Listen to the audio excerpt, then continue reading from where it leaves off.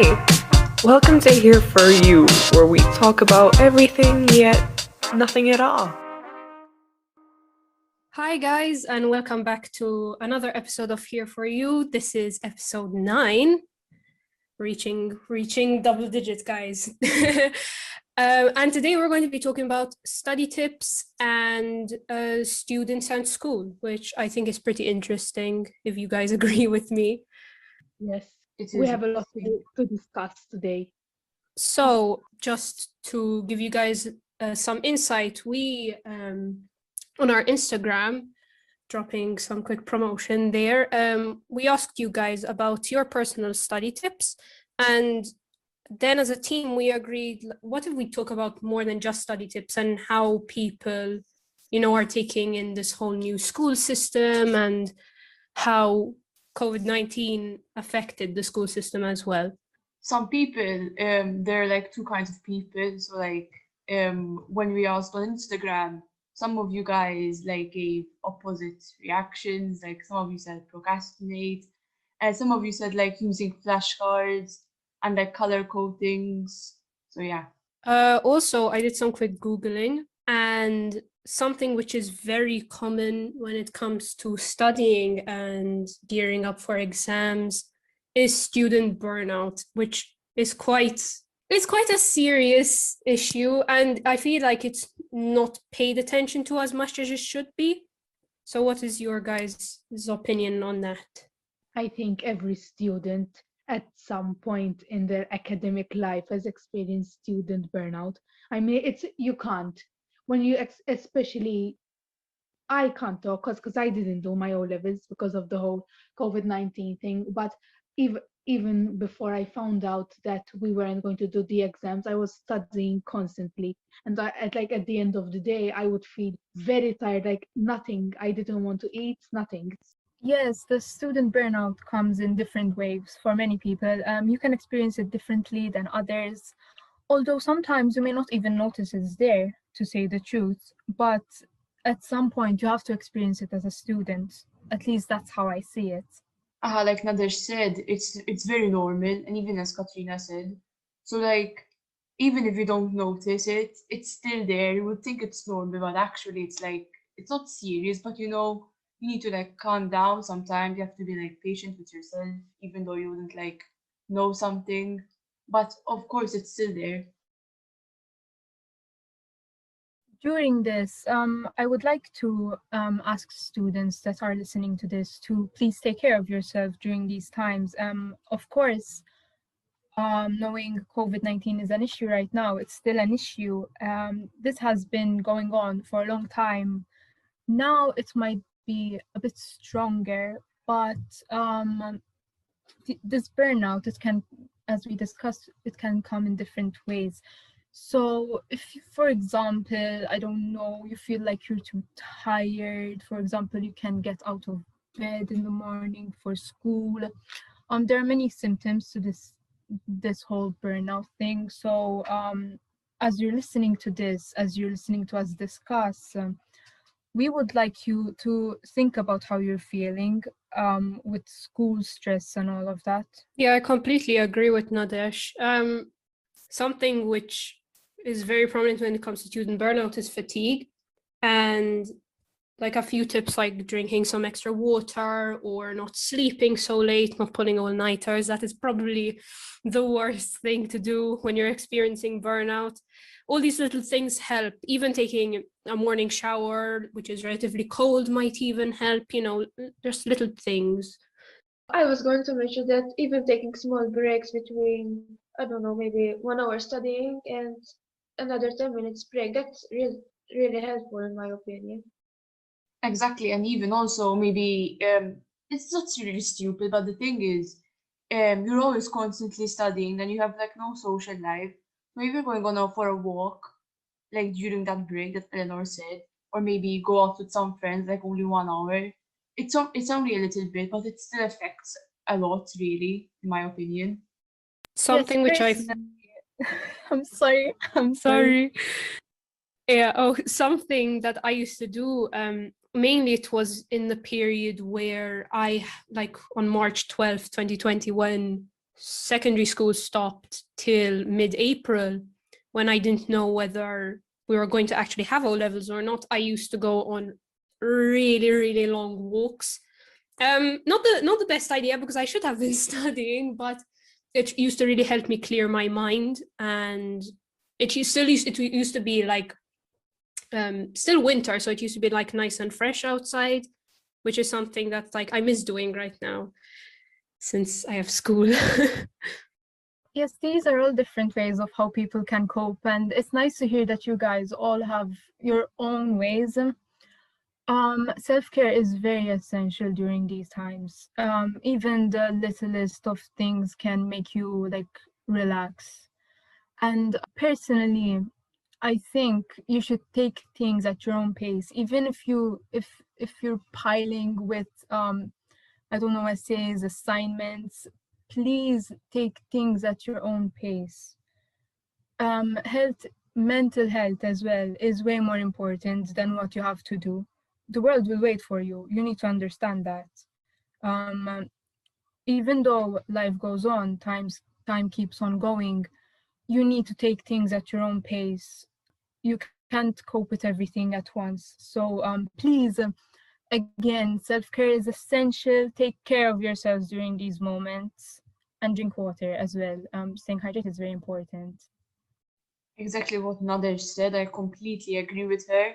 And also, if things are like really tough, or maybe you can't handle it, please seek out. Like even if you ask a friend, a parent or guardian that takes care of you, anyone, I'm sure they'll be happy to hear you out and help you out as well. And even if you are tight with your assignments and homework and stuff, try to do a study plan or something like that. On the weekends, right now, since you can't go out, you could go on Zoom and call your friends. That's what I do with my friends. We watch movies, we talk, we do cahoots about each other and try to guess who knows each other the best. We play Among Us. I know right now there isn't much of a craze like there was, but it's still fun, you know.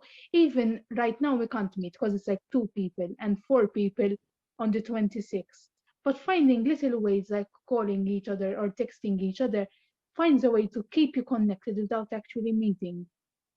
Another thing I thought about while we were discussing this is, since the recent shift from in-person learning to online learning, do you agree that authority figures pay attention to students' concerns? I think there's a lot to say about this. Personally, there are good teachers and bad teachers in their own way, because sometimes you can be a student reaching out, but it's like no one is listening to you because you're like, oh, I'm sorry, I can't do this assignment because I don't have time at home. And instead of being understood, I don't know, teachers can be like, oh, you just need a schedule, you just need to make more time for yourself, you shouldn't stay on your phone. So in this issue, there's a lot to say, and I don't know if our listeners would agree, but authority figures, they seem to be very harsh on students sometimes because we're too young. We don't have their mental state. We can't understand exactly how life is and what we're supposed to do. I don't know if you guys agree with me, but that is my viewpoint of what I think about authority figures. No, completely. Like I have to agree with you. Something which I do really appreciate is when it came to when the schools were closing down.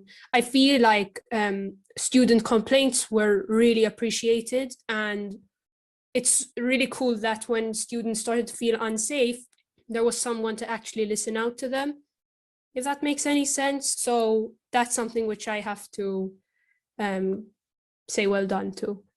Definitely agree with Maria and Nadesh, and I love how exactly like Maria said, it's really nice that people are listening to students, and if we feel like appreciated, you know. So like I completely agree with Maria on this one. Okay, building up the topic. Since we're talking about authority figures, feeling the burnout, studying, and all that, I will be bringing in the educational system. As we all know, everything is a social construct. Nothing is just like, wow, it just happened. Um, so basically, why don't you guys just give us your opinion about the educational system? Do you think there needs to be improvements? Do you think it's fine as it is? Do you think it's going backwards or forwards? I think it's according to the person, because some teachers are they're very accepting with the students. If they tell them they have a lot of work to do, they won't give them too much. They won't burden them with that much homework. But then others treat their own subject, their students and the subject, as if the students only have that subject, and like give them constant tests and constant homework and long essays with just maybe one, two essays in 2 weeks to do. And I don't think it's fair. They should try to think when they were younger that they didn't like to have that much homework because they had other school activities after. Yes, I know a lot of people who had to stop their outer school activities because they need to try and like try and do everything at once, and also we need to consider as well that Malta's educational system is on the top. We are considered one of the best to have education. Proof of this is personally myself. I have friends. They tell me about what they learn. I'm like, oh, I used to do this stuff in Form 2. Why are you doing this now, Form 5? So I think that helps the perspective as well. Something which I do want to comment about is, as a creative arts student, I feel like it's something which is put on the back burner when it comes to education. Like in Malta specifically, I feel like if you're into maths or if you're into science, there's a very steady career path for you. But if you're into art or if you're into theater, it's something like a bit tougher to find a career for, which is something I feel like we can slowly improve on, and it's already starting to improve, I can like confidently say. But when I look at, for instance, other countries who give it as much appreciation, kind of makes me a bit sad, and a bit demotivated, I'd like to say. But no matter what, I feel like kind of saying, like, putting it on hold is worse than pushing further for it. I completely agree with you because when you go to a foreign country, as in I play flute. When you go to a foreign country, musicians have a full-time job. Here in Malta, only the ones who play with the national orchestra. That's how, as in, how do I say it? Have a full-time job. I don't know if they have another job, a part-time. You get my point? Yeah, there are only I a few understand. specifics, if that I completely understand. And in a way, since Malta is a small country, like everyone strives for upcoming generations to be like, oh, I hope you become a doctor, I hope you become a lawyer, I hope you become something that's like it has high status. So people who are like more, I wouldn't use the word unique for this, but they're more into arts, like Mara explained. I think that yes, there are very low chances for them, and in the past, I think they were also deemed as something not so very special, not so very. It's true. I have theater as A level, but I chose psychology and sociology because I want to pursue a career in psychology. But I want to also pursue a career in theater, director or writer, but I can't because in Malta, it's not something you can do as a full-time job and make a living with the money we have. So you need to have another job. Now, if you want to go outside of Malta, let's say you want to go to America, life in America is different than here. They don't have healthcare. Schools aren't free. They're really expensive. So if you want to study, you need to take out a loan. and you'll end up in debt when you grow older. Yes, there are a lot of pros and cons that come with this, and whether we like it or not, we have to sit with them because that's how everything is constructed. But to the people who are listening to this, I hope you don't feel pressured by what society has put on you. If you want to become an actor, go for it. Why not? It's your life at the end of the day. It's your identity. If you want to do that, just do it. Okay, you shouldn't let people or the educational system push you down. Can't wait to see you on TV if you're going to be an actor, though. I'm rooting for you. Literally, what Nader said is so true. You don't care of like what people think. Like focus on yourself, do whatever you want. Like as Nader said, if you want to be a writer, a director, an actor, anything, just go for it, do it, and you will have the full support from someone from sure. Like from us, you will for sure have the full support. And if you really have fun doing it, it doesn't have to be a job. It can be a hobby. Is job or hobby, it doesn't matter. If you love it, you love it, okay? Just go for it. You shouldn't be letting people pressure you into doing things you don't want to. Again, time waits for no one, but you should go at your own pace. You should follow your dream, and even if you don't have a dream, that's totally fine, okay? As long as you happily, as long as you know what you're doing in life. That's my point of what I'm rambling on about. Long story short, no matter your career choice, no matter your school, I feel like it's really not worth giving up on your dreams, to sum up Nadesh's long rambling, which is Yes, thank you all so of it is much. very valid though. Guys, you want to maybe give our listeners a little bit of study tips? Because we all need it right now, I'm pretty sure. And study tips, I would say, focus, make like a to-do list on what you want to study. Like, let's say if you're studying a like subject, maybe physics, you say, okay, so today I'm going to study physics, and like say what you want to study, make a list. Like you want to know, like the theory, you want to do some past papers maybe. And also, I think for every subject, for me personally, it really helps. Do a lot of past papers, study a lot of past papers. Like legitimately, they really, really were like it's the similarities, they're always there, so it's always a big boost, really, in my opinion. I don't know. So yeah, what are you guys' opinions? Like, what do you guys do as like to make you study better? Short notes. I read the notes, then I do short notes of the notes, then I read the short notes. I always, if you don't like studying without music, I usually listen to lo-fi on YouTube, the girls studying. I listen to the Star Wars version, but I'm sure there are more than just the regular ones. So, and maybe light a scented candle, to change the air around you.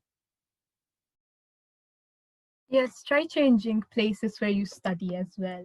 As for music, I personally recommend classical music. We music, I heard it helps a lot. um, Dream speed hunt music as well. There are a lot of things you can find on YouTube, but personally, those are what I recommend. And yes, change of scenery helps a lot. Because when you're in the same space, you don't have the mind to study. You're just like, oh, I'm so bored. I don't feel like doing anything. So yes, during your studying periods, try changing where you are and being in a quiet space as well. I recommend that a lot, obviously. Also, if studying makes you hungry, prepare some snacks next to you. I'm talking from my experience, okay? So, I've learned that turning off notifications on my phone for hour-long blocks really helps, and then taking a 15-minute break is it feels really rewarding because I know that I've done an hour's worth of work and I get to use my phone and scroll through Instagram or TikTok for a solid 15 minutes. While I was scrolling through YouTube, I found this studying thing. It's called the Pomodoro effect. So if you're a person who can study for long hours on end, if you aren't capable of doing that, I recommend this a lot. It's basically you have 25 minutes of studying and 5 minutes, then you continue 25, 5, 25, and I heard it helps a lot, so I recommend that as well. I recommend it a lot for those who can't study for hours on end. So I think we can wrap up here.